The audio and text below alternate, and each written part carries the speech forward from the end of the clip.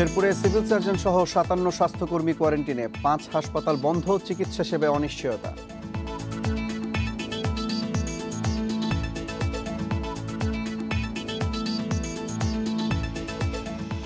Corona রোগীর ৭৪ ভাগই ঢাকায়, সবচেয়ে বেশি সংক্রমণ মিরপুর, যাত্রাবাড়ী ও মোহাম্মদপুরে।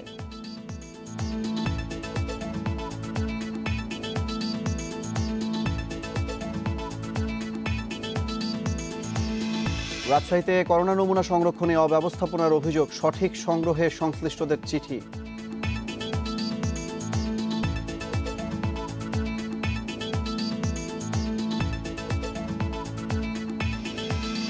করোনা চিকিৎসায় দেশেই তৈরি হচ্ছে ভেন্টিলেটর, এ মাসেই মিলবে ১০০টি, রপ্তানির আশা।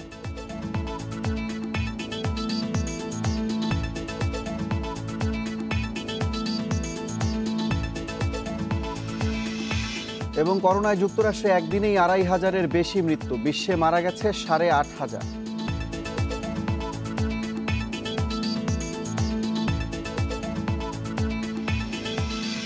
স্বাগত বিরতিহীন সংবাদ সকালে, আপনাদের সঙ্গে আছি আমি সুফি আহমেদ। শুনছিলেন শিরোনাম, চলে যাও পুরো সংবাদে। শেরপুরে ২ চিকিৎসক ও ১ পুলিশ কর্মকর্তা সহ নতুন করে ৬ করোনা রোগী শনাক্ত হয়েছে। এ নিয়ে জেলায় মোট করোনা রোগীর সংখ্যা দাঁড়ালো ১৫-তে। করোনা রোগী শনাক্ত হওয়ায় একে একে লকডাউন হয়েছে জেলার ৫টি হাসপাতাল। সিভিল সার্জন সহ ৫৭ স্বাস্থ্যকর্মী হোম কোয়ারেন্টিনে। এতে করে চিকিৎসা সেবা প্রাপ্তি নিয়ে অনিশ্চয়তা ভুগছে জেলার মানুষ। শেরপুর জেলায় প্রথম করোনা রোগী শনাক্ত হয় গত ৫ই এপ্রিল। আক্রান্ত ওই নারী হাসপাতালে চিকিৎসাধীন থাকায় হাসপাতালটি লকডাউন ঘোষণা করা হয়। ডাক্তার ও সেবাকর্মীদের পাঠানো হয় হোম কোয়ারেন্টিনে। এরপরই ঝিনাইগাতী হাসপাতালের ২ জন ও নালিতাবাড়ী হাসপাতালের ১ স্বাস্থ্যকর্মীর করোনা শনাক্ত হয়। সবশেষ গত শুক্রবার নকলা হাসপাতালের ২ ডাক্তার এবং জেলা হাসপাতাল ও সিভিল সার্জন অফিসের ২ কর্মচারীর করোনা আক্রান্ত হওয়ায় সংশ্লিষ্ট সব হাসপাতাল লকডাউন করা হয়। মাত্র ১৪ দিনের ব্যবধানে জেলার ৫টি হাসপাতাল লকডাউন হওয়ায় ভেঙে পড়ার উপক্রম জেলার স্বাস্থ্যসেবা। কোয়ারেন্টিনে থাকা সিভিল সার্জন জানান, হাসপাতালগুলো জরুরি বিভাগের কক্ষগুলো জীবাণুমুক্ত করার কাজ চলছে। রোগীদের জন্য চালু করা হচ্ছে জরুরি বিভাগ। আমরা তো উপরের নির্দেশে সব ডাক্তারকে প্রতিদিন হাসপাতালে আনছি, বুঝছে। এখন যেটা করতে হবে যে হাসপাতাল, সবগুলো হাসপাতাল সীমিত আকারে চালু করতে হবে, কিছু ডাক্তারকে আমার হাতে রাখতে হবে। তবে চিকিৎসা সেবা চালু রাখতে জরুরি বিভাগ খোলার সিদ্ধান্তের বিরোধিতা করে কোয়ারেন্টিনে থাকা চিকিৎসকরা বলছেন, তারা যে আক্রান্ত নন তা নিশ্চিতভাবে জানার আগ পর্যন্ত এ ধরনের সেবা প্রদান ঝুঁকিপূর্ণ। এটা তো কোনো আসলে হলো না, কারণ ইমার্জেন্সি যদি খোলা থাকে তাহলে তার লকডাউন হলো না। কেউ যদি এখন অ্যাসিম্পটোমেটিক ক্যারিয়ার হিসেবে থাকে তাহলে তো তার দ্বারা বাকি সব মানুষের তাহলে ছড়াই যাবে জিনিস। এদিকে একের পর এক জেলার হাসপাতালগুলোর কার্যক্রম বন্ধ হয়ে যাওয়ায় স্বাস্থ্য সেবা নিয়ে শঙ্কায় স্থানীয়রা। জেলায় করোনা পরিস্থিতি অবনতির জন্য মানুষের অসচেতনতাকে দায়ী করছেন জেলা প্রশাসক। লকডাউন মোটামুটি থাকবে, শুধুমাত্র ডিসইনফেক্ট করে আমরা পরবর্তীতে সীমিত আকারে শুধুমাত্র হেলথ নির্দেশনা ভাবে থাকি, সীমিত আকারে শুধুমাত্র আমরা ইয়েটা রাখবো, ইমার্জেন্সিটা পুরো জেলায় আর কি ভালনারেবল। তারপরে তো মানুষকে বোঝানো যাচ্ছে না, এর মধ্যে বিন্দু মাত্র কোনো সচেতনতা নেই। এদিকে জেলার ঝিনাইগাতী থানার ভারপ্রাপ্ত কর্মকর্তা করোনায় আক্রান্ত হওয়ায় তাকে উন্নত চিকিৎসার জন্য ঢাকায় নিয়ে আসা হয়েছে। ওই থানার সব পুলিশ সদস্য রয়েছেন কোয়ারেন্টিনে। Independent news desk. করোনা পরিস্থিতি নিয়ে জানাতে শেরপুর থেকে যুক্ত হচ্ছে সহকর্মী মেরাজউদ্দিন। মেরাজ, জেলার ৫টি হাসপাতালেই লকডাউন করা হয়েছে। স্বাভাবিকভাবেই স্বাস্থ্যসেবা পাওয়া নিয়ে একটি অনিশ্চয়তা তৈরি হওয়ার কথা। জেলা প্রশাসক বা স্বাস্থ্য বিভাগ এই সংকট থেকে উত্তরণে কোনো পদক্ষেপ কি নিয়েছে? হ্যাঁ, আপনি যে কথাটা বলতেছিলেন যে শেরপুর জেলার জেলা হাসপাতাল সহ অন্যান্য 4টি উপজেলা হাসপাতাল ইতিমধ্যেই লকডাউন হয়ে গেছে। এর মধ্যে শুধুমাত্র শ্রীবর্দী হাসপাতালের চিকিৎসা কার্যক্রম সীমিত আকারে চালু হয়েছে এবং অন্যান্য যে হাসপাতালগুলি আছে এখানে কিন্তু জীবাণুমুক্ত করার কাজটা শুধুমাত্র শুরু হয়েছে এবং আজকে থেকে যে সেবাটা এটা দেওয়ার জন্য তারা চেষ্টা চালিয়ে যাচ্ছেন। এবং এই ক্ষেত্রে যে বিষয়টা আসলে এখানে যে ডাক্তার এবং অন্যান্য যে স্টাফরা আছে তারা ইতিমধ্যেই রিস্ক একটা ঝুঁকির মধ্যে পড়ে গেছে। বিশেষ করে শেরপুরে প্রথম আক্রান্ত যেটা হয়েছে সেটা হাসপাতাল থেকে শুরু হয়েছে এবং এই ক্ষেত্রে হাসপাতালগুলোকে চালু করার জন্য আপ্রাণ চেষ্টা করা হলেও এখানে কিন্তু অতিরিক্ত কোনো ডাক্তার বা স্টাফ এখানে নাই, যে কারণে কর্মকর্তাদের পক্ষে হাসপাতালে যে স্বাভাবিক কার্যক্রম এটা চালানো কিন্তু খুবই দুরূহ হয়ে পড়েছে এবং কষ্টসাধ্য ব্যাপার হয়ে পড়েছে। এবং জেলা স্বাস্থ্য বিভাগের কর্মকর্তারা যেটা জানিয়েছেন, তারা সীমিত আকারে এই হাসপাতালগুলি কার্যক্রম চালাবে বলে তারা চেষ্টা চালিয়ে যাচ্ছেন। এবং সেই ক্ষেত্রে যে সকল ডাক্তার এবং নার্স রয়েছেন তারাও কিন্তু আসলে একটা ঝুঁকির মধ্যে রয়েছে এবং তারাও কিন্তু এই বিষয়টাকে কিভাবে তারা এই বিষয়টাকে কিভাবে ওভারকাম করবে এই জন্য তারা চিন্তা ভাবনা করছেন।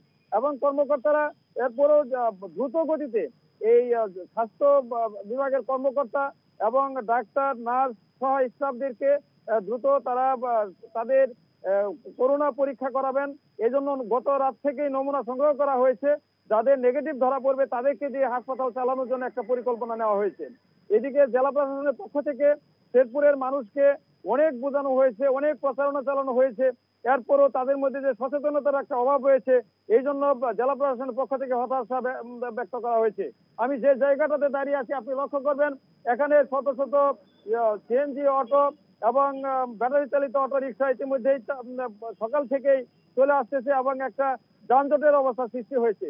এই ক্ষেত্র থেকে বোঝা যায় যে এখানে মানুষের মধ্যে সচেতনতার অভাব এখানে অনেকটা রয়েছে, যে কারণে এই শেরপুরের যে স্বাস্থ্য বিভাগ থেকে শুরু করে প্রশাসনের কর্মকর্তারা তারা একটা ঝুঁকির মধ্যে পড়ে গেছে, বিশেষ করে মানুষের সচেতনতার অভাবের কারণে। আর এবং জেলা স্বাস্থ্য বিভাগের পক্ষ থেকে যেটা জানানো হয়েছে, তারা খুব দ্রুতই চেষ্টা করছেন স্বাস্থ্য বিভাগের অন্যান্য কর্মকর্তাদের স্বাস্থ্য পরীক্ষা করে শেরপুর জেলা হাসপাতালগুলোকে সচল রাখার জন্য। শেরপুর থেকে করোনা পরিস্থিতি নিয়ে যোগ দিয়েছেন সহকর্মী মিরাজউদ্দিন। দেশে মোট শনাক্ত করোনা রোগীর ৭৪ ভাগই ঢাকা বিভাগে। সারা দেশে শনাক্ত ১,৮৩৮ জনের মধ্যে ১,৩৭০ জনই এই বিভাগের। আর ঢাকার সবচেয়ে বেশি সংক্রমিত এলাকা রাজধানী মিরপুর। মোট শনাক্ত রোগীর ১১ ভাগই এই এলাকায়। এরপরই রোগী বেশি যাত্রাবাড়ি, মোহাম্মদপুর ও ওয়ারীতে।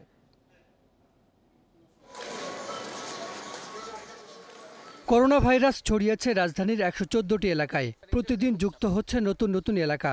আক্রান্ত বেশি মিরপুরের টোলারবাগ ও পুরান ঢাকায়। মোট শনাক্তের ৪৬ ভাগই রাজধানীর। শুক্রবার পর্যন্ত ঢাকার বাইরে করোনা রোগী পাওয়া গেছে ৫০ জেলায়। রাজধানীর বাইরে সবচেয়ে বেশি ২৮৯ জন শনাক্ত নারায়ণগঞ্জে। মোট আক্রান্তের ২০ ভাগ এই জেলায়। এছাড়া নতুন করে রোগী বাড়ছে গাজীপুর ও নরসিংদীতে। আইইডিসিআর জানিয়েছে সবচেয়ে বেশি কমিউনিটি ট্রান্সমিশন হয়েছে ঢাকা ও নারায়ণগঞ্জে। এই দুই শহর থেকে দেশের অন্যান্য এলাকায় ছড়িয়েছে ভাইরাসটি। শতকরা ৪৬ ভাগ ঢাকা শহরে, এরপরেই রয়েছে নারায়ণগঞ্জ শতকরা ২০ ভাগ, এবং তার পরবর্তীতে আমরা দেখতে পাচ্ছি যে নতুন করে আমরা একটা এলাকায় অনেক রোগী দেখতে পাচ্ছি ও সংক্রমণের তথ্য পাচ্ছি গাজীপুর। এর পরবর্তীতে বিভিন্ন জেলা আরো রয়েছে, চট্টগ্রাম, মুন্সিগঞ্জ, এখানেও কিছু রোগীর সংখ্যা বৃদ্ধি পাচ্ছে। বিশেষজ্ঞরা বলছেন বেশি ঘনবসতিপূর্ণ হওয়ায় ঢাকায় ভাইরাস ছড়িয়েছে বেশি। আর ঢাকা আক্রান্ত হওয়ার কারণে আশপাশের জেলাতেও বেড়েছে রোগীর সংখ্যা। ঢাকা নারায়ণগঞ্জের আরেকটা বিষয় চিন্তা করেন, এখানে শিল্প কারখানা এবং অন্যান্য যেসব ফিজিক্যাল ফেসিলিটিসগুলো এখানে বেশি, কাজে মানুষের আনাগোনা বেশি। এখানে এটা একটা কমিউনিকেশন হাব, সব দিক থেকে মানুষের যাতায়াতটা এই দিক দিয়ে বেশি হয়। এবং আমরা বিভিন্ন সময় দেখতে পাচ্ছি যে বিভিন্ন স্বাস্থ্যকেন্দ্র যেগুলো খোলা, সেখানে মানুষের আনাগোনার কারণে সেইখানে যারা সংক্রমিত মানুষ বা সাসপেক্টেড কেস তাদের সংস্পর্শে এসে অন্যান্য মানুষের সংক্রমিত হওয়ার প্রবণতা বেশি। দেশে করোনা রোগী বাড়তে থাকায় এরই মধ্যে পুরো দেশকে সংক্রমণের জন্য ঝুঁকিপূর্ণ ঘোষণা করেছে স্বাস্থ্য অধিদপ্তর। Hasan Misbah, independent News, Dhaka. Corona সংক্রমণ রোধে রাজধানীতে ঘরে থাকা সামাজিক দূরত্ব নিশ্চিতে কাজ করছে আইনশৃঙ্খলা বাহিনী। তবে এর মধ্যেও রাজধানীর সড়কগুলো চলছে বিভিন্ন ধরনের যানবাহন, হেঁটেও চলাচল করছেন অনেকে। এ বিষয়ে আরও জানাতে রাজধানী মিরপুর থেকে যোগ দিচ্ছেন সহকর্মী খালেদ রায়হান। রায়হান, স্বাস্থ্য অধিদপ্তর থেকে যেটা বলা হচ্ছে, মিরপুর হচ্ছে ঢাকার মধ্যে সবচেয়ে ঝুঁকিপূর্ণ এলাকা। আজকে কি পরিস্থিতি দেখছেন? মিরপুরবাসী কতটা সচেতন?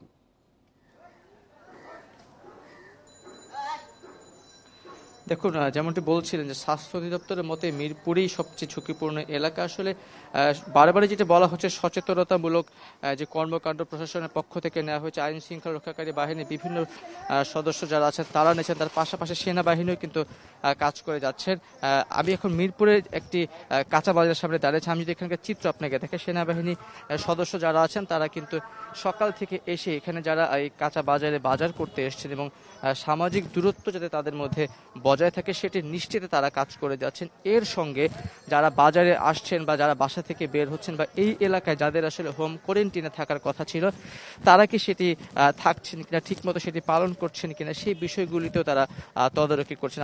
আমরা জানি যে এখন পর্যন্ত যে পরিমাণে করোনা রোগী শনাক্ত হয়েছেন তার 46% এই ঢাকার জেলার মধ্যে, ঢাকা মেট্রোপলিটন এলাকার মধ্যে।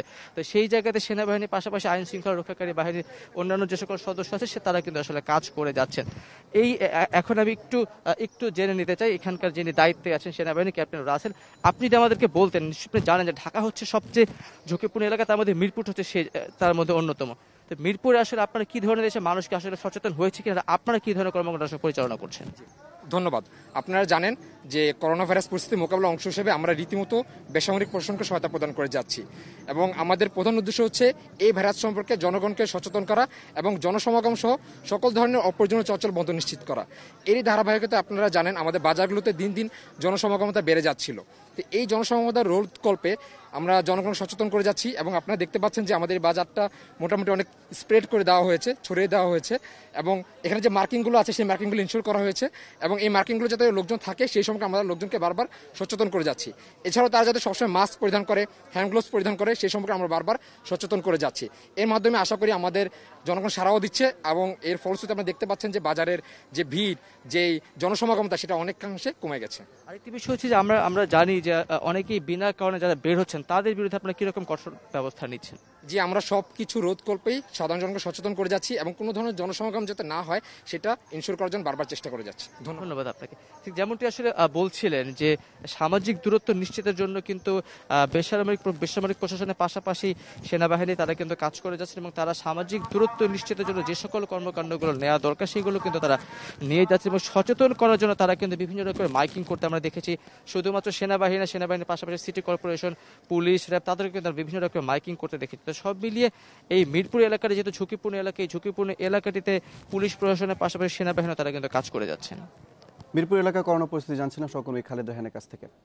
করোনা ভাইরাসের কারণে দেশজুড়ে সাধারণ ছুটি চলল, খোলা রয়েছে জরুরি সেবা ও কাঁচা বাজার। তবে কাঁচা বাজারে সামাজিক দূরত্ব একেবারেই মানা হচ্ছে না। অনেকেই একসঙ্গে জটলা করে কেনাকাটা করছেন। বাজারে আসা ক্রেতারা মানছেন না সামাজিক দূরত্বের বিধিনিষেধ। অনেকেই ব্যবহার করছেন না মাস্ক ও গ্লাভস। খালি হাতেই টাকা লেনদেন ও পণ্য দেয়া নেওয়া চলছে। এ বিষয়ে আরও জানাতে রাজধানীর বনানী কাঁচা বাজার থেকে যোগ দিচ্ছেন সহকর্মী আলামিন হোসেন। আলামিন, কি অবস্থা বনানী কাঁচা বাজারের সেই খবর তো জানবই, তার সাথে জানাবেন যে বাণিজ্য মন্ত্রণালয় থেকে একটি ঘোষণা দেওয়া হয়েছিল যে তারা 6টি টিম আসলে বাজার তদারকির জন্য মাঠে নামাচ্ছে। সেই বিষয়ে কোনো তদারকি কি আপনি দেখছেন? বাণিজ্য মন্ত্রণালয়ের আসলে তদারকি যে টিম, সেই টিমের সাথে আমরা সকাল থেকে এর আগে হাতিপুল বাজারে ছিলাম, কাঁচা বাজার, এখন বনানী কাঁচা বাজার রয়েছি। ওই রকম আসলে সংশ্লিষ্ট অর্থাৎ বাণিজ্য মন্ত্রণালয়ের কোনো টিমের সাথে আমাদের এখন পর্যন্ত দেখা হয়নি এবং কথা হয়নি। তবে আমি আপনাকে যেটা দেখাবো সেটা হচ্ছে আমরা বনানী কাঁচা বাজার, যেটি উত্তর সিটি কর্পোরেশন এই দায়িত্বে কাঁচা বাজারের দায়িত্বে রয়েছেন, তারা তাদের বাজারটিকে পাশে যে পূজার যে মাঠটি রয়েছে কিংবা রাজুকের যে মাঠ বলতে পারি আমরা বনানীর, সেখানে হস্তান্তর করা হয়েছে। অর্থাৎ গেল 3 দিন আগে তারা এই সামাজিক দূরত্ব নিশ্চিত করার জন্য মূল যে বাজারটি রয়েছে, আপনি দেখতে পাচ্ছেন ক্যামেরার ওই পাশটাতে, সেখান থেকে মাঠে নেওয়া হয়েছে। আর আরেকটি বিষয় আমি একটাকে দেখাতে চাই, এখানে জীবাণুনাশক একটি স্প্রে মেশিন একটি বেসরকারি প্রতিষ্ঠানের উদ্যোগে বসানো হয়েছে প্রায় 2-3 দিন আগে। এখানে আপনি যখন ঢুকবেন তখন একটি সেন্সর রয়েছে এবং সেই সেন্সরের মাধ্যমে আপনাকে জীবাণু স্প্রে করিয়ে দেওয়া হবে, এরকম একটি বিষয় আমরা দেখেছি। এবং সেখানে আপনি যখন ঢুকবেন 2 হাত উপরে তুলে এবং চোখ বন্ধ করে ঢুকতে হবে। আপনি দেখতে পাচ্ছেন নিশ্চয়ই একজন ঢুকছেন এবং সেক্ষেত্রে কিন্তু অটো স্প্রে হয়ে যাচ্ছেন। এইটির মূলত বসানো হয়েছে। এবং আরেকটি বিষয় সেটা হচ্ছে যে এই ভাইরাস থেকে নিজকে মুক্ত রাখতে বাসা বাড়িতেও আসলে এটি ব্যবহার করা যায়। 3 ধরনের কোয়ালিটির, এটাকে তারা অফিসিয়ালি বলে ডিসইনফেকশন চেম্বার, এবং এখানে মূলত জীবাণুনাশক স্প্রে চেম্বার হিসেবে ব্যবহার করা হয়েছে, যারা বসিয়েছেন সিটি কর্পোরেশন এবং একটি বেসরকারি প্রতিষ্ঠান। সেই বেসরকারি প্রতিষ্ঠানের প্রতিনিধি বলছেন যেটি আসলে এখন পর্যন্ত বিশ্ব স্বাস্থ্য সংস্থা কর্তৃক অনুমোদন করা হয়েছে। 3 ধরনের জীবাণুনাশক স্প্রে চেম্বার রয়েছেন, তারা বনানীতে আপাতত পরীক্ষামূলকভাবে শুরু করেছেন এবং এর পরবর্তীতে হয়তোবা রাজধানীর অন্যান্য যে প্রতিষ্ঠানগুলো রয়েছে, বিশেষ করে কাঁচাবাজার বা ব্যক্তিগতভাবেও যদি কেউ নিতে চায় সেটি তারা সরবরাহ করবেন। এখানে একটি এয়ার কম্প্রেসরের মাধ্যমে প্রথমে মেশিনটিতে বাতাস দেওয়া হয় এবং তারপরে একটি এয়ার কম্প্রেসর আপনি নিশ্চয়ই দেখতে পাচ্ছেন, সেই এয়ার কম্প্রেসরের মাধ্যমে প্রথমে বাতাস তৈরি করা হয় এবং এরপরে পাশে যে থাকা চেম্বার রয়েছে, একটি ট্যাঙ্ক রয়েছে, সেই ট্যাঙ্কে বাতাসটা প্রথমে স্থানান্তর করা হয় এবং সেই ট্যাঙ্কের মধ্যে যে গুঁড়ো অর্থাৎ জীবাণুনাশক স্প্রে যেটাকে আমরা বলে থাকি কিংবা কেমিক্যাল ব্যবহার করা হয় এবং সেখানে পানি দেওয়া হয়। পরবর্তীতে এটার মধ্য দিয়ে সেইটা এখানে স্প্রে হয়। একটি সেন্সর আছে, আমরা যতটুকু জানি যে লিফটে ওঠার সময় যখন দরজাটি আপনি খুলে যায় এরকম একটি সেন্সর সামনের দিকে লাগানো আছে, আপনি যখন ঢুকবেন এবং সেন্সরটি যখন আসলে সেটা আজ করতে পারবে, পরবর্তীতে অটো আপনার দিকে সেই স্প্রেটি অর্থাৎ স্প্রে হতে থাকবে। এবং আরেকটি বিষয় আপনি নিশ্চয়ই দেখতে পাচ্ছেন যে যদি আপনি বের হন, অর্থাৎ বের হওয়ার সময় কিন্তু আপনারা কি স্প্রে করবে না, এবং এখানে বেশ কিছু নির্দেশনা দেওয়া হয়েছে। তারা হচ্ছে যে হাতটি উপরে রাখতে হবে, 2 চোখ বন্ধ করে রাখতে হবে। আপনি দেখতে পাচ্ছেন যে একজন ঢুকলেন এবং সেক্ষেত্রে তিনি অটো স্প্রে হয়ে গেলেন। যেহেতু করোনা ভাইরাসের ক্ষেত্রে অনেক সময় আমাদের হাত কিংবা শরীর যেহেতু জনসমাগম দায়িত্বে থাকি, সেই জায়গাটিতে থাকবেন। আর এখানকার বিক্রেতারা যেমনটা বলছেন যে গত 3 দিন আগে তাদেরকে আসলে এখানে হস্তান্তর করা হয়েছে, অর্থাৎ বনানী মাঠে। এর পরবর্তী তারা আসলে এখন পর্যন্ত বেচাকেনা ভালোই হচ্ছেন, সামাজিক দূরত্ব নিশ্চিত তারাও সহযোগিতা করছেন, পাশাপাশি আইন শৃঙ্খলা রক্ষাকারী বাহিনীর টহলদত যারা আছেন কিংবা সিটি কর্পোরেশন একটি টিম এসে আসলে সেটি নিশ্চিত করেন যে সামাজিক দূরত্ব আসলে মেনে চলা হচ্ছে। আলামিন, নিঃসন্দেহে বনানীতে এটি চমৎকার একটি উদ্যোগ নেওয়া হয়েছে, পরবর্তীতে আপনার কাছ থেকে আরো বিস্তারিত জানব। এদিকে করোনা পরীক্ষার জন্য সংগ্রহ করা নমুনা সংরক্ষণে কিছু অব্যবস্থাপনা ধরা পড়ছে। আইডিতে গরমিল থাকা নমুনাটি প্রকৃত অর্থে কার তা নিয়ে সন্দেহ দেখা দিচ্ছে। এ কারণে রাজশাহী মেডিকেলের পিসিআর ল্যাবে পাঠানো বেশ কিছু নমুনার ফল দেয়া যায়নি। সিভিল সার্জন বলছেন সঠিকভাবে নমুনা সংগ্রহ করতে এরই মধ্যে সংশ্লিষ্টদের চিঠি দেওয়া হয়েছে। রাজশাহী মেডিকেল কলেজের পিসিআর ল্যাবে করোনা পরীক্ষার জন্য প্রতিদিন নমুনা আসছে শতাধিক, তবে বেশ কিছু ক্ষেত্রে প্যাকেটের আইডি ও ভেতরের আইডি এক থাকছে না। আইডিতে গরমিল থাকায় নমুনাটি প্রকৃত অর্থে কার তা নিয়ে সন্দেহ দেখা দিচ্ছে। প্রতিদিন 94টি নমুনা পরীক্ষার সক্ষমতা রয়েছে রাজশাহী মেডিকেল কলেজের পিসিআর ল্যাবের, তবে সঠিকভাবে সংরক্ষিত না হওয়ায় বুধবার কেবল 38টি ও বৃহস্পতিবার 84টি নমুনা পরীক্ষা করা গেছে। মাঠ লেভেলে কাজ করছে, ওরা হয়তো ঠিক মতন বুঝতে পারে না যে হ্যাঁ কতটুকু কি লিখতে হবে, নাম, বয়স আর হচ্ছে ঠিকানা, এই জিনিসটা ওখানে লেখা হতো। ঠিকানা অন্তত পক্ষে জেলা অথবা উপজেলার নামটা লিখতে হবে, এই কাজটা ওরা ঠিক মতন হয়তো করে না। দেওয়ার সময় তো ঝামেলাটা হয়, আমি যদি কারো আইডেন্টিফিকেশন না পাই তাহলে ওটা দিয়ে তো লাভ নেই। বিভাগের 8 জেলা থেকে নমুনা সংগ্রহ করে রাজশাহী মেডিকেলে পৌঁছে দেওয়ার ক্ষেত্রে সহায়তা করছে বিশ্ব স্বাস্থ্য সংস্থা, তবে অনেক ক্ষেত্রে দূরত্ব বেশি হয় এই কাজে বেগ পেতে হচ্ছে বলে জানিয়েছেন সিভিল সার্জন। এই সাপোর্টটা দেওয়া হয়েছে ওয়ার্ল্ড হেলথ অর্গানাইজেশন, তারাকে আমি গতকালকেও বলেছি, আজকেও বলেছি, একটা সম্মানজনক একটা সুবিধাজনক একটা ট্রান্সপোর্ট আমি পাই, বা নওগাঁ থেকে আসার পথে হয়তো বাগমারার শ্যাম্পুটা নিয়ে আসলো, হয়তো ইয়াতে থেকে নাটোর বা পাবনা থেকে শ্যাম্পুটা আসার সময় বাঘা হয়ে আসলো, চারঘাট হয়ে আসলো। সংগ্রহ করা নমুনা কয়েক দফা মনিটরিংয়ের পর তা ল্যাবে পাঠানোর নির্দেশনা দেওয়ার কথাও জানিয়েছেন সিভিল সার্জন। আমরা নির্দেশনা দিয়ে দিয়েছি যে বিশেষ করে যখন যারা পাঠাবে তারা কয়েকটা শিট করবে এবং সুপারভাইজ করবে। 1 এপ্রিল করোনা পরীক্ষা শুরুর পর শুক্রবার পর্যন্ত রাজশাহী মেডিকেলের পিসিআর ল্যাবে 8 জেলার 930 জনের নমুনা এসেছে। এর মধ্যে 737 জনের নমুনা পরীক্ষার ফল দেওয়া হয়েছে। Independent news desk. এ বিষয়ে আরো জানাতে রাজশাহী থেকে যুক্ত হচ্ছেন সহকর্মী মাইনুল হাসান। মাইনুল, এর আগের সংবাদে আপনি আমাদেরকে যেমনটা জানাচ্ছিলেন যে নমুনাতে যে আইডিগুলো গরমিল হয়েছে সেগুলোর জন্য সিভিল সার্জন একটি উদ্যোগ নিয়েছেন। কি আশা করা যায় আসলে কবে নাগাদ এই আইডি গরমিলের সমস্যা সমাধান হতে পারে, ফলাফল কবে নাগাদ মিলতে পারে? আসলে যারা মাঠ পর্যায়ে নমুনা সংগ্রহ করছেন তাদের কিন্তু অভিজ্ঞতার অভাব রয়েছে বলে সরাসরি সিভিল সার্জনের বিষয়গুলো না জানালেও যারা চিকিৎসা সংশ্লিষ্ট আছেন বা পিসিআর ল্যাবের সাথে যারা জড়িত আছেন তারা এর মন্তব্য করছেন যে যারা মাঠ পর্যায়ে আছেন তারা মূলত বিভিন্ন সরকারের যে টিকা দেওয়া বা পোলিওর যে ভিটামিন এ ক্যাপসুল খাওয়ানো এগুলোতে মূলত অভ্যস্ত। মূলত তাদের প্রশিক্ষণ দেওয়া হলেও করোনা নমুনা সংগ্রহের যে অভিজ্ঞতা সেইটি কিন্তু নেই, যেহেতু এই মাস থেকে শুরু হয়েছে এই নমুনা সংগ্রহ এবং বলা হচ্ছে যে তাদের যে অভিজ্ঞতার বিষয়টি সেই হয়তো ধীরে ধীরে সেটা কাটিয়ে উঠবে। এবং এর মধ্যে আমরা দেখেছি যে রাজশাহীতে যেসব নমুনা সংগ্রহ করা হয়েছে তার বেশিরভাগই কিন্তু আমরা দেখেছি যে বিশেষ করে যে নির্ধারিত যে ফর্মটি আছে নমুনা সংগ্রহের ক্ষেত্রে, যে একজন করোনা শনাক্ত হলে বা করোনা সন্দেহ যার নমুনাটা পরীক্ষা করা হচ্ছে তার যে নির্ধারিত ফর্ম সেই ফর্মটি কিন্তু আংশিক বা অনেকাংশেই পূরণ করা হচ্ছে না বলে, যে কারণে এই ধরনের জটিলতা যে রোগীর বা যার করোনা শনাক্তের জন্য যে নমুনাটি নেওয়া হচ্ছে তার যে ফর্মের যে লেখা এবং যে তার যে নমুনা সংগ্রহে যেটি থাকে সেইটি যে লেখা সেইটির সাথে মিল থাকছে না। এবং জেলা প্রশাসন বা সিভিল সার্জন বা পিসিআর ল্যাব সবার পক্ষ থেকেই কিন্তু বিষয়টি তাগিদ দেওয়া হচ্ছে যে মাঠ পর্যায়ে যারা নমুনা সংগ্রহ করতে তাদের যে নির্ধারিত ফর্মটি রয়েছে সেইটি যে পূর্ণাঙ্গ রূপে পূরণ করা হয় সেক্ষেত্রে হয়তো এই জটিলতা কাটবে। এবং সিভিল সার্জনের পক্ষ থেকে বলা হচ্ছে যে এর মধ্যে তারা একটি অতিরিক্ত নির্দেশনা দিয়েছে এবং বারবার তাগিদ দেওয়া হচ্ছে যে যারা নমুনা সংগ্রহ করবে তারা যেন ওই ফর্মটি পূর্ণাঙ্গভাবে পূরণ করে, সেই সাথে যার নমুনা সংগ্রহ করছে তার কোনো নিকটাত্মীয় একটি মোবাইল নাম্বার যেন সেখানে সংযুক্ত করা হয়। তার কারণ হলো কোনো কারণে যদি ফর্মের কোনো তথ্য যদি না পাওয়া যায় সেক্ষেত্রে মোবাইল নাম্বারের মাধ্যমে যোগাযোগ করে হয়তো রোগী শনাক্তের বিষয়টি তারা নিশ্চিত করবেন বলে আমাদেরকে জানিয়েছেন। আর একটা বিষয় যে আমরা জানিয়ে রেখেছি রাজশাহীতে এখন পর্যন্ত যে 1 তারিখ থেকে নমুনা পরীক্ষা শুরু হয়েছে সেটি কিন্তু এখন পর্যন্ত আমরা রাজশাহী জেলায় 4 জনের করোনা শনাক্ত হয়েছে। রাজশাহীর পুঠিয়ায় 2 জন, বাগমারা 1 জন, মোহনপুরে 1 জন। এবং এই যে নমুনা পরীক্ষার বিষয়টি যে সিভিল সার্জনের পক্ষ থেকে বলা হচ্ছে এখন থেকে তারা এটি কঠোরভাবে মনিটরিং করছে এবং নমুনা সংগ্রহের বিষয়ে যে নির্দেশনা আছে সেইটি যেন যথাযথভাবে মাঠ পর্যায়ে পালন করায় সেটি তারা আশা করব যেন এই সমস্যা খুব দ্রুতই সমাধান হয়ে যায়। রাজশাহীতে জানাচ্ছে সহকর্মী মাইনুল হাসান। করোনা চিকিৎসায় ভেন্টিলেটর তৈরি হচ্ছে দেশেই আয়ারল্যান্ড ভিত্তিক মেডিকেল যন্ত্র নির্মাণ প্রতিষ্ঠান মেডট্রনিক্সের সহায়তা। এরই মধ্যে কাজ শুরু করেছে ওয়ালটন, মাইওয়ানের মতো কটি প্রতিষ্ঠান।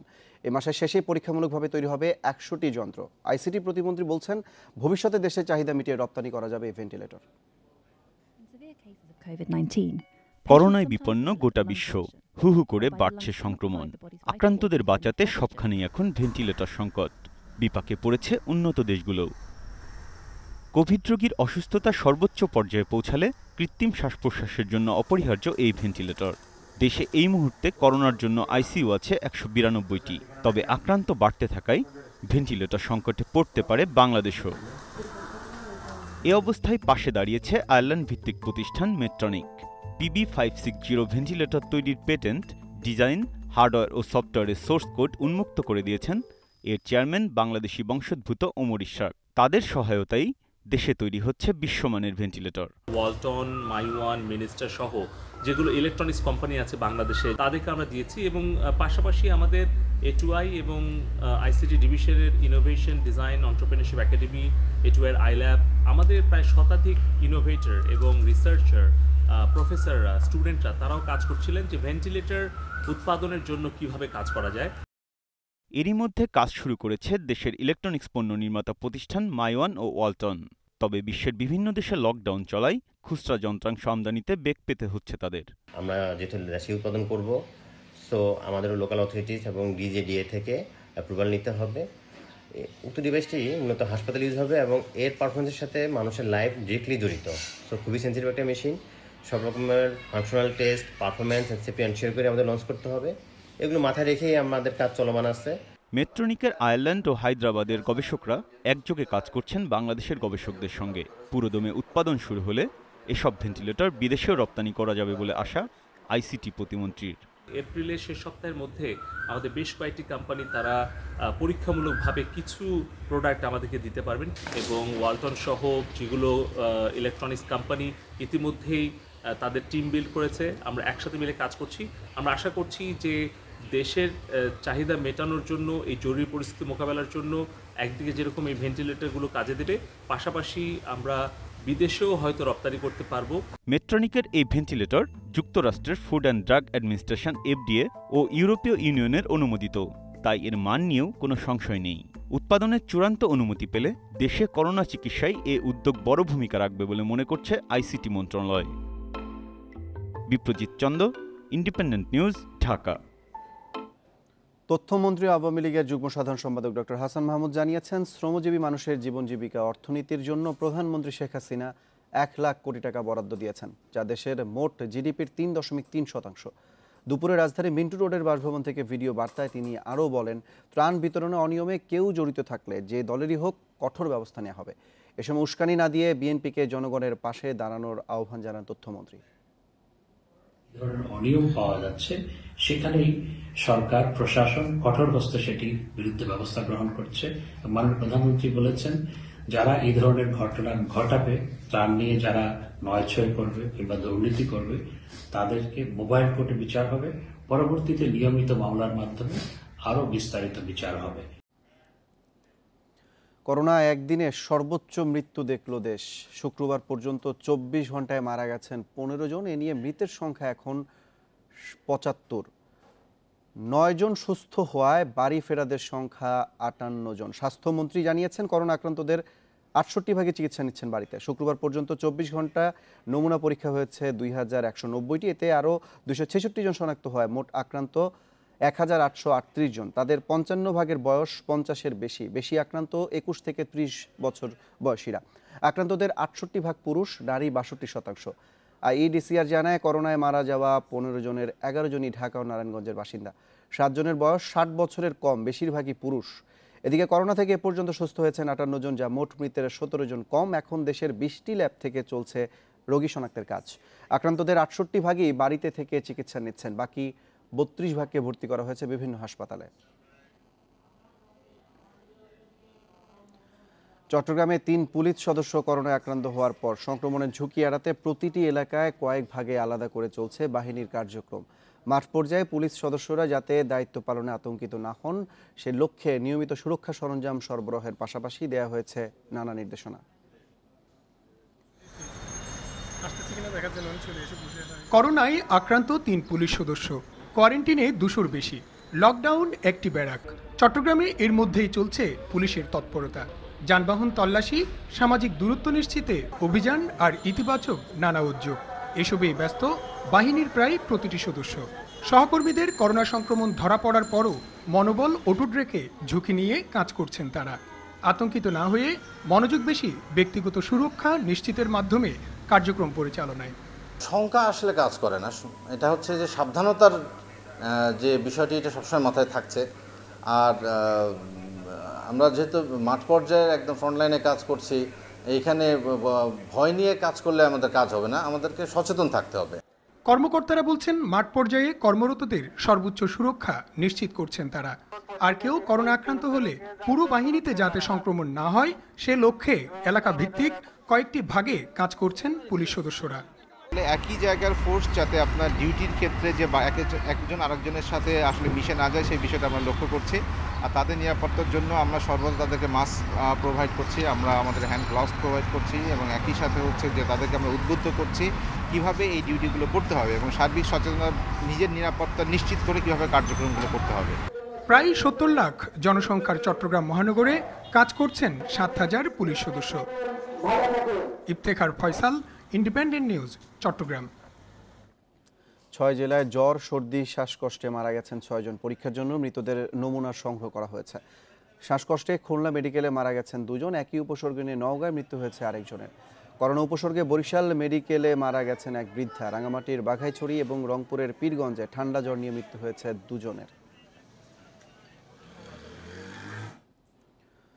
সিরাজগঞ্জ, গোপালগঞ্জ ও বরিশালে সরকারি চাল আত্মসাতে ইউপি সদস্য সহ আটক হয়েছে 5 জন। জব্দ করা হয়েছে 300 বস্তা চাল।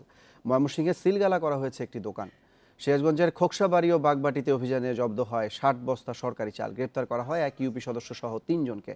তারা ত্রাণের চাল নিজ বাড়িতে মজুত করেন। এ সময় চাল ফেলে পালিয়ে যান এক নারী ইউপি সদস্য। গোপালগঞ্জের শুকতাল ইউনিয়নের সাবেক ইউপি সদস্য মান্নান শেখকে 345 কেজি ত্রাণের চাল সহ আটক করেছে র্যাব। বরিশালের উত্তরপাড় বাজার থেকে জব্দ হয়েছে 7680 কেজি কাবিখার চাল। দায় স্বীকার করা 6 মাসে কারাদণ্ড হয়েছে ব্যবসায়ীর। ময়মনসিংহের ত্রিশালে সরকারি চাল মজুত করায় এক ইউপি চেয়ারম্যানের দোকান সিলগালা করেছে প্রশাসন। লিস্টিটা বাতিল করে ফেলা দিয়া যে বাড়ি মালটা আছে ওই বাড়ি পয়সা লিস্টি করছে। লিস্টি করে মনে করেন যে সেই মাল এই বাড়িতে না জমা হয়েছে। আমার এক পাগল ভাই আছে, তার কাজ নিয়ে কয়েকদিন ঠেকা হচ্ছে, এলবেট মাছ দিয়ে দিচ্ছে। দেশের হাওড় অঞ্চলে এবার বোরোর বাম্পার ফলন হলেও দুশ্চিন্তা কাটছে না কৃষকের। করোনার লকডাউনে ধান কাটা শ্রমিকের আকাল পড়েছে হাওড়ের জেলা সুনামগঞ্জ ও নেত্রকোনায়।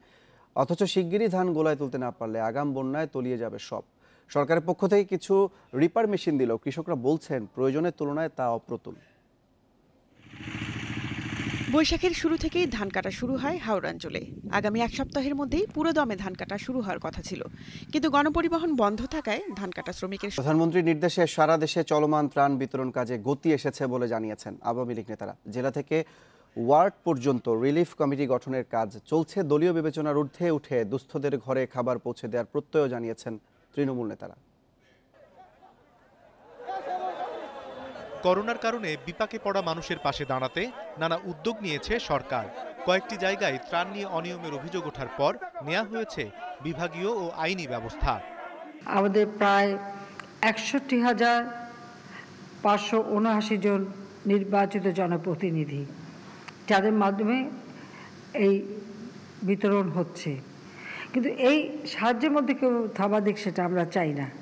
এই যে আমরা এত বড় একটা কাজ করছি, সেই তুলনায় কিন্তু আমরা যদি দেখি যে ত্রাণের যে অনিয়ম দুর্নীতির খবরগুলো, সেটা কিন্তু খুব সামান্য, 4-5টা ঘটনা বা 8-10টা ঘটনা, যেটা 0.01%ও না, এবং এরা বেশিরভাগই শাস্তির আওতায় এসছে।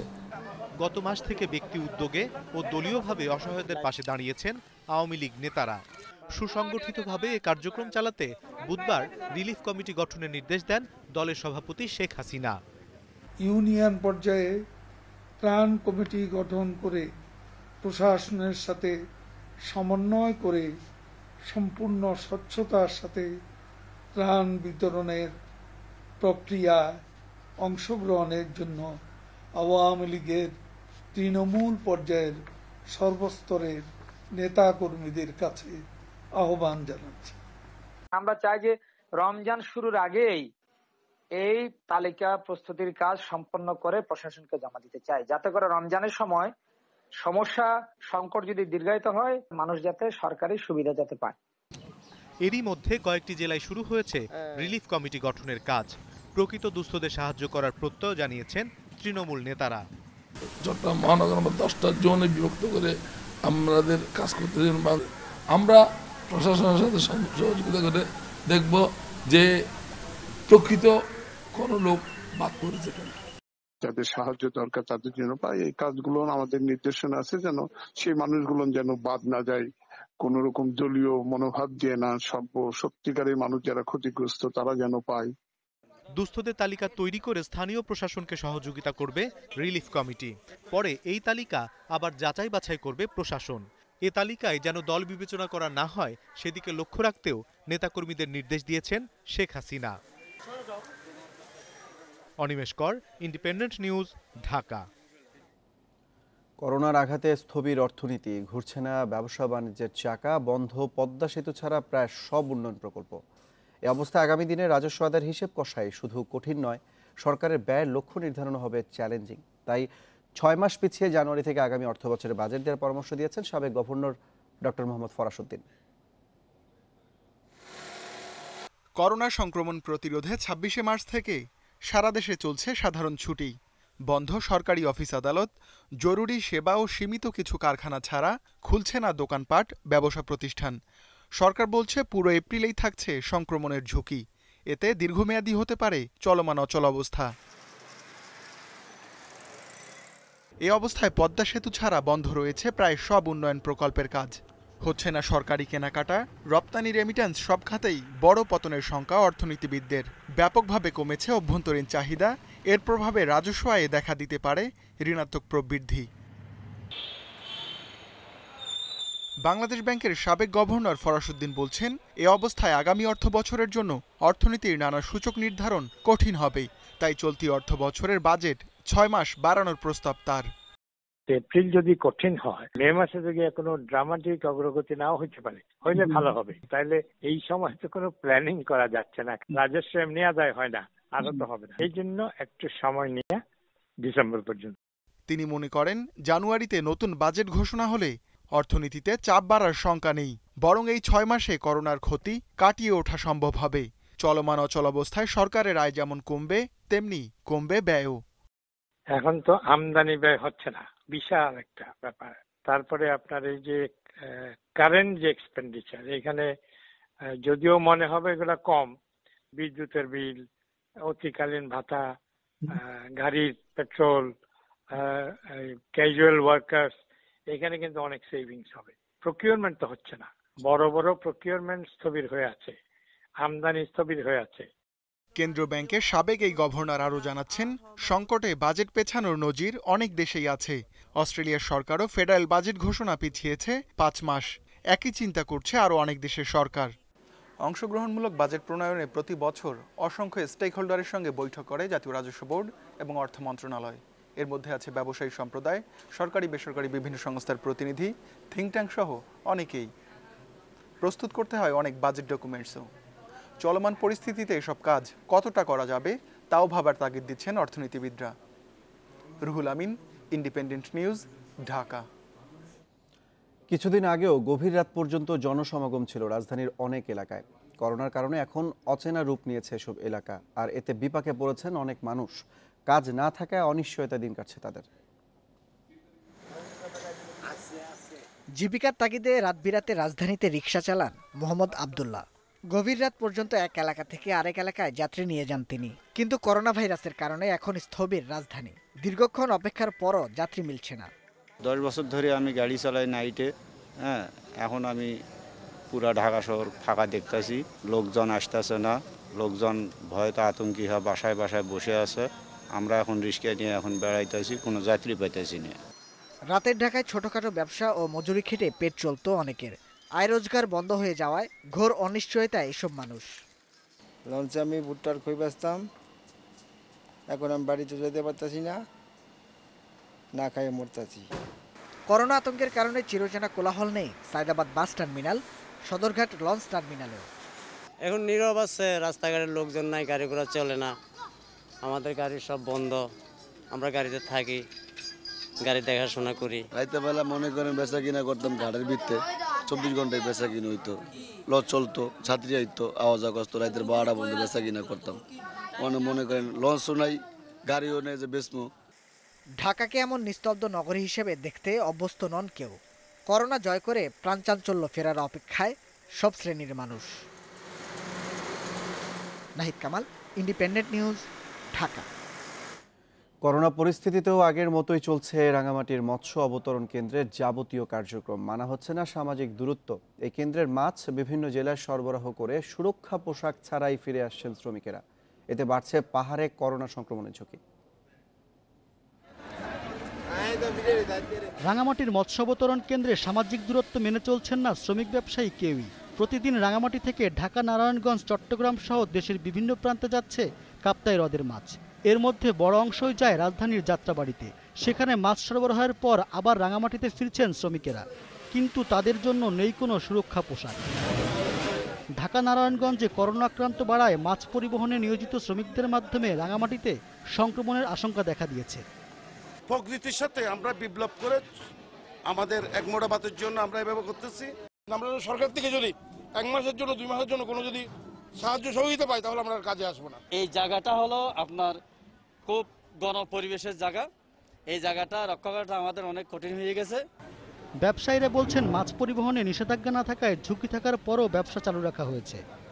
মাননীয় জেলা প্রশাসক মহোদয় যদি চান, আমাদের বিএফডিসির অথরিটি এখানে বাংলাদেশ মৎস্য উন্নয়ন কর্পোরেশনের রাঙামাটি ইউনিটের প্রধান আছেন আমাদের কমান্ডার তৌহিদ মহাশয়, ওনারা আলাপ আলোচনা করে যদি আমাদেরকে পরিপত্র নির্দেশ প্রদান করে আমরা তো বন্ধ করে দেব।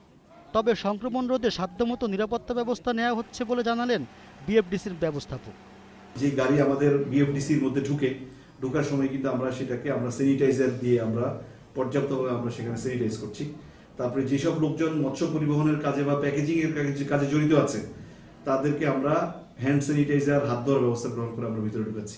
মৎস্য উন্নয়ন কর্পোরেশনের তথ্য মতে রাঙামাটি সদর ও কাপ্তাই থেকে প্রতিদিন 8 থেকে 10 ট্রাক মাছ পাঠানো হয় বিভিন্ন অঞ্চলে। Rezwan Siddiqui, independent news desk. দেশের করোনা সংক্রমণ নিয়ন্ত্রণের দাবি করেছে জার্মান সরকার। দেশটির স্বাস্থ্যমন্ত্রী জানান 12 এপ্রিলের পর থেকে দেশটিতে নতুন সংক্রমণের তুলনায় সুস্থ হওয়ার সংখ্যা বেশি। লকডাউন সহ কড়াকড়ি নিয়মের কারণে সংক্রমিতের হার কমেছে বলে দাবি তাদের। জার্মানিতে সংক্রমিতের হার 0.7 নেমে এসেছে বলে জানিয়েছে কর্তৃপক্ষ। দেশটিতে নতুন সংক্রমণের তুলনায় সুস্থ হওয়ার সংখ্যা বেশি, তবে এখনও মৃতের সংখ্যা বাড়ছে। জার্মানিতে এ পর্যন্ত করোনায় প্রাণ হারিয়েছে 4,352 জন, আর মোট করোনা আক্রান্তের সংখ্যা প্রায় 1,41,000। এর আগে বুধবার করোনার বিধিনিষেধ ধীরে ধীরে শিথিলের ঘোষণা দেন জার্মান চ্যান্সেলর অ্যাঙ্গেলা মের্কেল। আগামী সপ্তাহে দেশটিতে খুলবে ছোটখাটো দোকানপাট, আর মে মাসের শুরুতে খুলে দেওয়া হবে স্কুলগুলো। তবে নতুন করে সংক্রমণের ঝুঁকি থাকায় সবাইকে সাবধানতা অবলম্বন করতে বলেছে জার্মান চ্যান্সেলর। করোনা ভাইরাস মোকাবেলায় অভিনব এক উদ্যোগ নিয়েছেন দ্বিতীয় বিশ্বযুদ্ধে অংশ নেয়া সাবেক ব্রিটিশ সেনা কর্মকর্তা টম মুর। ব্রিটেনের ন্যাশনাল হেলথ সার্ভিসের কর্মীদের কৃতজ্ঞতা ধন্যবাদ জানাতে নিজের বাগানের চারদিকে হেঁটে তহবিল গড়েছেন এই যোদ্ধা। তার তহবিলে এরই মধ্যে জমা পড়েছে 1,70,00,000 পাউন্ড। বয়সের ভারে শরীর বেঁকে গেছে টম মুরের। 30 এপ্রিল পা দিতে যাচ্ছেন 100 বছরে। ব্রিটিশ সেনাবাহিনীর হয়ে দ্বিতীয় বিশ্বযুদ্ধে লড়েছেন তিনি। নিজের 100তম বর্ষ স্মরণ করে রাখতে এখন নেমেছেন আরেক যুদ্ধে। ব্রিটেনের ন্যাশনাল হেলথ সার্ভিসের স্বাস্থ্যকর্মীদের প্রতি কৃতজ্ঞতা এবং তাদের সহায়তা করতে অর্থ সংগ্রহের কাজে নেমেছেন টম মুর। উপায় হিসেবে বেছে নিয়েছেন নিজের বিশাল বাগান বাড়ি 100 বার চক্কর দিয়ে মানুষের সহায়তার আহ্বানকে। তবে কেবল বয়সের ভার নয়, কোমরের নিচে হাড় ভাঙা হওয়ায় তার জন্য এটি বেশ কঠিন কাজ। ক্রাচে ভর করে 100তম চক্কর শেষ করার আগেই সামাজিক যোগাযোগ মাধ্যমের বদৌলতে বেশ সাড়া পায় তার উদ্যোগ।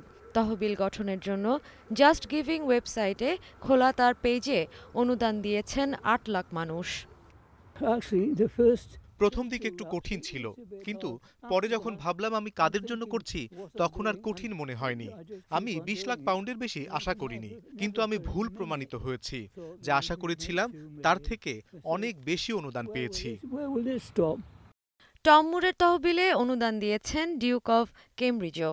রাজনীতিক, সেলিব্রিটি আর ন্যাশনাল হেলথ সার্ভিসের কর্মীদের প্রশংসায় ভাসছেন এই যোদ্ধা। এমনকি তাকে নাইট খেতাব দেওয়ার এক আবেদনে এরই মধ্যে 3 লাখ মানুষের স্বাক্ষর পড়েছে। প্রধানমন্ত্রী বরিস জনসনও তাকে সম্মাননা জানানোর চিন্তা করছেন বলে জানিয়েছে Downing street. Sadia Afrin, independent news. ক্রিকেটের মতোই দলগত পারফরমেন্সে করোনার বিপক্ষে জয়ী হতে চান সাকিব আল হাসান। বিশ্বাস করেন সবার ছোট ছোট অবদানে যুদ্ধে জেতা সম্ভব। প্রয়োজনে জার্সি অথবা ব্যাট বিক্রি করে জনসেবায় দান করবেন। সাকিব ফাউন্ডেশনের মাধ্যমে বিশ্বের যে কোনো প্রান্ত থেকে দেশের মানুষের পাশে থাকার ব্যবস্থা করেছেন টাইগার আইকন। করোনা ভাইরাসে একদিনে সর্বোচ্চ 15 জনের মৃত্যু হয়েছে। আক্রান্ত বাড়ছে দিনে দিনে। দেশের এমন অবস্থায় মন কাঁদছে সাকিবের। মাথা নত করা সৈনিকের মতো হারতে চান না, মাঠের লড়াইয়ের মতোই লড়াই করতে চান। দলগত পারফরম্যান্সে যেমন দলকে জেতান, ঠিক তেমনই সবাইকে নিয়ে এই সংকট থেকে দেশকে মুক্ত করতে চান। সাকিব আল হাসান ফাউন্ডেশনের মাধ্যমে বিশ্বের যে কোনো প্রান্ত থেকে দুস্থ অসহায়দের সাহায্য করার ব্যবস্থা করেছেন টাইগার আইকন। আমরা যারা আলহামদুলিল্লাহ প্রিভিলেজড মানুষ আছি, তাদের দায়িত্বটা অনেক বেশি। এখানে যারা আন্ডার প্রিভিলেজড আছে তাদেরকে হেল্প করে যেন আমরা এই মহামারী থেকে উতরাতে পারি এবং এখান থেকে বের হয়ে যেন আবার আমরা সবাই আমাদের স্বাভাবিক লাইফে ফিরতে পারি। অনেকেই সরকারের নির্দেশ মানছেন না। সামাজিক দূরত্ব নিশ্চিতের সাথে সাকিবের ভাবনায় খেটে খাওয়া মানুষের খাবার জোটানো।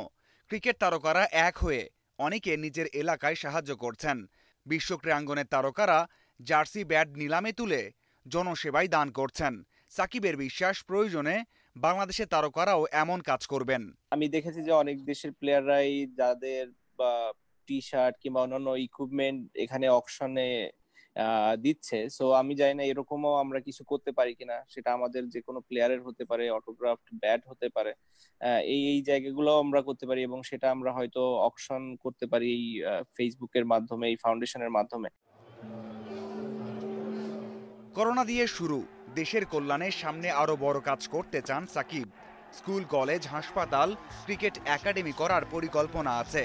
আপাতত খেলা নিয়ে মাঠে ফেরা নিয়ে চিন্তা নেই সাকিবের। পরিবারকে সময় দিচ্ছেন। সবার সুস্থতা কামনা করছেন।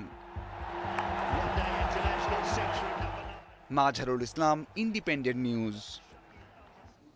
এ ছিল 1 ঘন্টা বিরতিহীন সংবাদে। ইন্ডিপেন্ডেন্ট টেলিভিশনের সব খবর আরও বিস্তারিত জানতে চোখ রাখুন ফেসবুক, ইউটিউব এবং টুইটারে। এতক্ষণ সাথে থাকার জন্য ধন্যবাদ সবাইকে।